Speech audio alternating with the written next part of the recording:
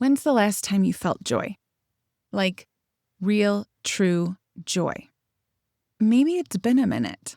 I don't know if you've noticed, but the world right now does not feel very joyful. It does not feel like fun is the priority right now. When we are constantly being shown and told all of the horrific things that are going on in the world, joy feels irresponsible. But I actually think it's the opposite. If we want to add more light and joy and peace to the world, then that's what we need to be adding to it. I think joy is an act of resistance. No, you will not steal my joy. No, you do not have that power over me. I decide, and I choose joy. Now, the problem is that a lot of adults don't know how to connect with their joy. One of the things I hear the most is, I don't even know what I like anymore. I don't even know what I think is fun anymore. This episode is actually a replay. Of all my 350 plus episodes, it's one of the top episodes that is still being downloaded and listened to regularly. So I know that this is something that matters. This episode was inspired by a question that I got from one of my listeners. When figuring out what brings you joy, things like hobbies, how do you go about that as an adult? Such a great question. I really hope you enjoy this episode. I picked this question because it is a question that I hear a lot. It's incredibly common the older we get to lose touch with our joy. And the reason is the world, right? Like the stories we're taught. Our society has super tight rules around what a successful life is and what you have to do, who you need to be, what it needs to look like in order for you to be considered successful, right? And the information we've been fed is that success comes from working hard, right? You have to be constantly in action mode, doing. We've learned that the secret to success is hard work, discipline, structure, smart goals, achieving, hustling, climbing the corporate ladder, the social ladder, the worthy ladder, right? That productivity equals success. The more you do, the more success you'll have.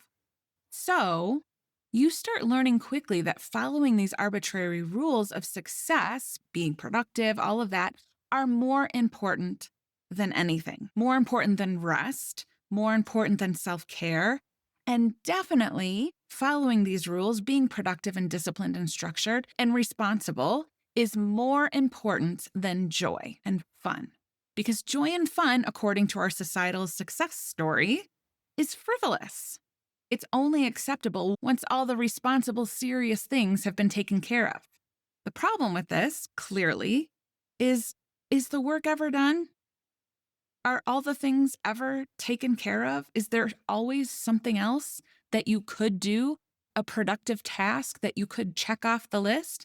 Yes, it's never ending, right? Which means you never really get around to the joy. You never earn it because you're never done being productive.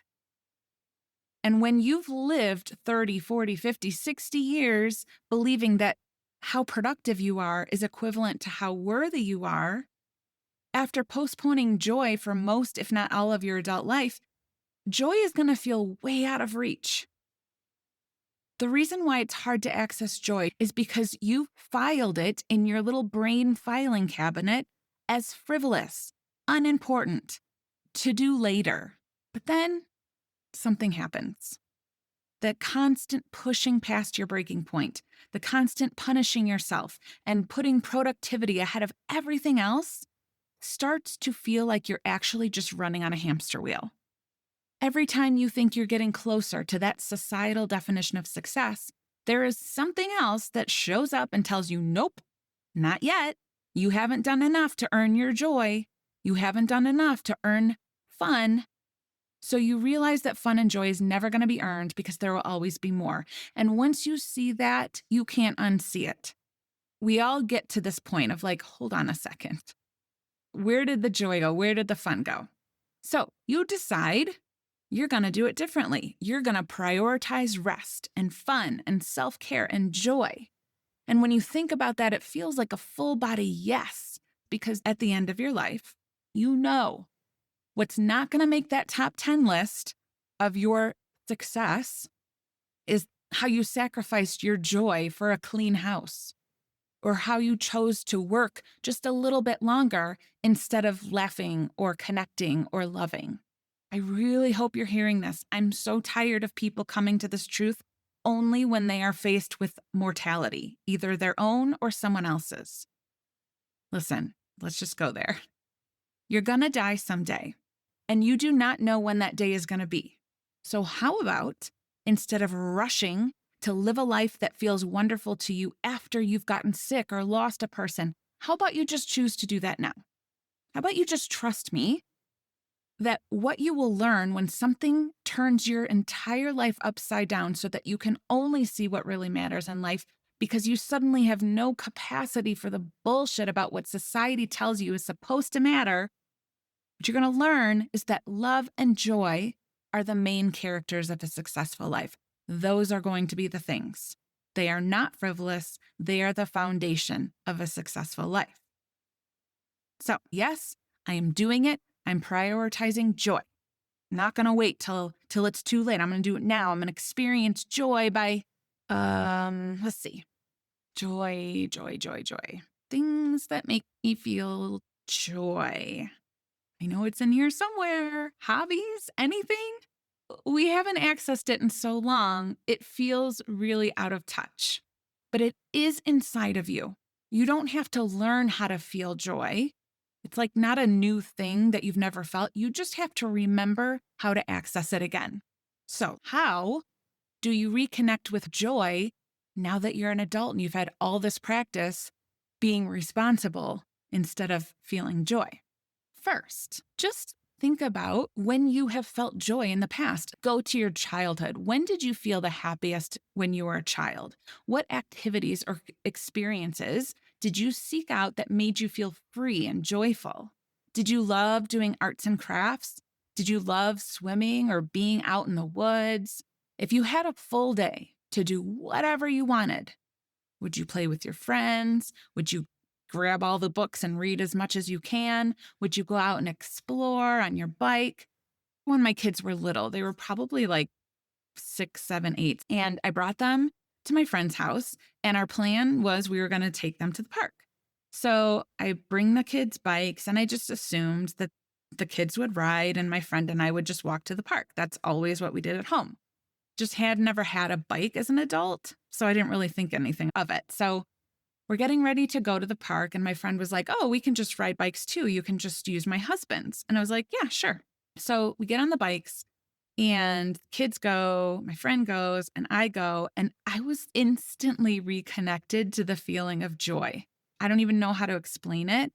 I just felt like laughter in my body and joy in my body.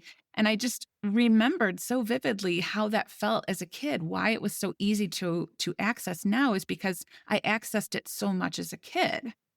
My neighborhood was full of kids, and everyone would wake up early and we'd get on our bikes and go from house to house. And even when it was just me, like if none of the neighbors were out, I would play bus driver, which even thinking about it right now brings me joy. This little known fact about me when I was little, if anyone asked me what I wanted to be when I grew up, the answer was a doctor or a bus driver. So the joy of using my imagination, I would stop at all the little driveways and the mailboxes, and I would open the door and I would look in the mirror. And that day when I was riding the bike as an adult for the first time in a long time, I wasn't searching out joy that day, but it was just this instant reconnection to like, oh yeah, that's what joy feels like in my body. Even just thinking about things that you did when you were a child, sometimes it's just reconnecting to how that felt in your body. The more familiar it becomes, the more easy it's going to be to access. If it is something that you can do today, do it. What's probably going to happen is your brain's going to be like, can't do that anymore. Or I don't have time. I can't just sit there and color for hours. And my suggestion is don't listen. Don't listen. If you would color for hours when you were a kid and it brought you joy and you lost yourself in it? Get a coloring book and color. It doesn't have to be for hours. It doesn't have to be perfect like it was then. It's just reconnecting with the feeling that it brought you. Okay, so that's the first thing. The second way to reconnect is to look for the simple joys. A lot of times we complicate this. When someone's like, how do I find a hobby? We make it real complicated. Like, this is going to be my hobby, so I'm going to have to go out and take a class and buy all the equipment or sign up for classes. No, just start with simple joys, the things that you know will always connect you.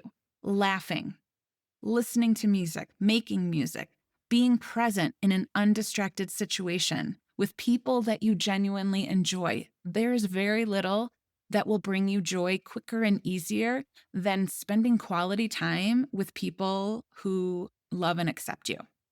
A few summers ago, Dave, Emily, Parker, and I went whitewater rafting. Whitewater rafting isn't going to be my hobby, but the joy, the pure joy I felt while we were out on this river in this raft was so strong that I literally shouted, "I am feeling so much joy right now," like a fucking nerd. And listen, the rafting was super fun. We had a great time, but the joy was coming from being present and undistracted with my favorite people in the world and having fun. And we were laughing and screaming and we were all in it together. Being present, quality time with people you love, those are the simple ways to start remembering what joy feels like in your body and creating more of it. A third way is to ask for signs. I am a big fan of asking the universe for what I want. So tell the universe, hey, I am ready to reconnect with joy. I don't know what that looks like. I am open to ideas. I am currently prioritizing fun, and I'm ready for anything that you've got for me. Declare it to the universe. Set that intention that you are seeking, you are desiring more joy. And then just be curious as to what shows up. You will be shocked how all of a sudden you're going to start hearing about hobbies or interesting activities that sound really fun to you. And listen, they're not all going to be winners, but they will be clues. Right? You will either learn this is not for me and here's why, this is more of what I'm looking for. It will get you closer in that way, or it'll just get you closer by saying, oh, this or something better. Every time that universe shows up and gives you something, even if it's a definite, nah, this is not going to be my thing, say thank you. Say thank you so that it will continue bringing you more ideas. And fourth, permission to not have a hobby. I remember when Dave and I first started dating, he had a very specific hobby. Like, he would go to work, he played the saxophone. So it was a thing that brought him joy. He did it regularly. He practiced. It was his hobby. And I remember being like, he has a thing. I should have a thing. I should have a thing. Why don't I have a thing? And then I would start asking myself, well, what do I want my thing to be? Well, I don't know. Well, what do I like doing? I remember thinking like, well, I like reading magazines. But that's not a hobby. Like, I love going to the bookstore and finding some like random book that interests me and going down rabbit holes. That's fun for me, but that's not like a hobby. I like going out to dinner. Is that a hobby? No, that's not a hobby. Cooking's a hobby, but going out for dinner? No, not a hobby. And what happened was I was being really judgmental that I was doing it wrong, that I didn't have a hobby. I didn't have a specific hobby like gardening or crafting or the saxophone, anything. I'd get into things, but I always lost interest. And eventually I was like, I have to let this go, because it would be every day. I'd be like, I should be doing something too. I'm not doing something, right? It kind of goes back to that productivity mindset of like, I should be doing something productive, like a hobby. And eventually I just had to let it go. Over the years, I have thought about this so much. And here's what I've come to. I think that there are specific hobby people and there are general hobby people. I am a general hobby person, which means I don't have one thing. I'm not really a person ever who has ever just had this one thing that I'm like all in and that's all I focus on and it stays for a long time. That's never been who I am. My things throughout my whole life are always changing. And I had to come to the place where like, maybe that's not wrong. Maybe that's not bad. Maybe that's just who I am. I find that people I meet often feel the same way I did. Like, shouldn't I have a thing? And almost everyone that I talk to feels bad about it. So enough with that, right? General hobby people unite. If you ask me what my hobbies are, my answer will be it depends on the week, or maybe the day, or maybe the hour. And if that's how you feel too, what if it was fine? What if not having a hobby was what was right for you? What if instead you could just find things that bring you joy and do them for as long as you want, and then trust that when the interest is gone, something else is on the way? Okay, so there you go.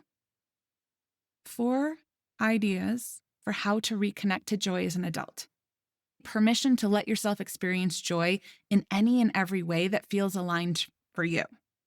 That can be your hobby, experiencing joy however the hell you want. Gosh, now I'm all fired up. Like, yeah, I need no freaking hobbies.